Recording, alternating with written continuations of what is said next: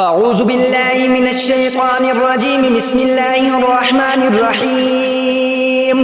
اللهم صل على سيدنا ومولانا محمد صاحب التاج والمعراج والبراق والعلم، دافع البلاء والوباء والقحط والمرض والألم. اسمه مكتوب مرفوع مشفوع منقوش في اللوح والقلم.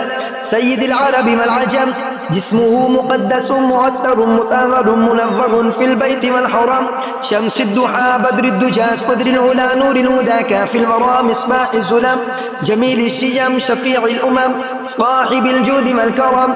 والله واصمه وجبريل خادمه والبراق مركبه والمعراج سفره وسدرة المنتهى مقامه وقاب قوسين مطلوبه والمطلوب مقصوده والمقصود موجوده. سيد المرسلين خاتم النبيين شفيع المذنبين أنيس الغريبين رحمة للعالمين راحة العاشقين مراد المشتاقين شمس العارفين سراج السالكين مصباح المقربين محب الفقراء والغرباء والمساكين.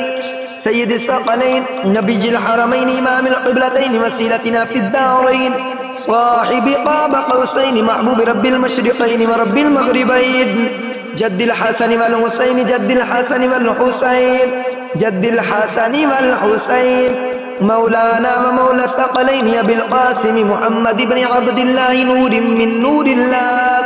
يا أيها المشتاقون بنور جماله بلغ العلا بكماله كشف الدجى بجماله حسن الجميع خصاله. صلوا عليه وآله وأصحابه وسلموا تسليما كثيرا كثيرا كثيرا.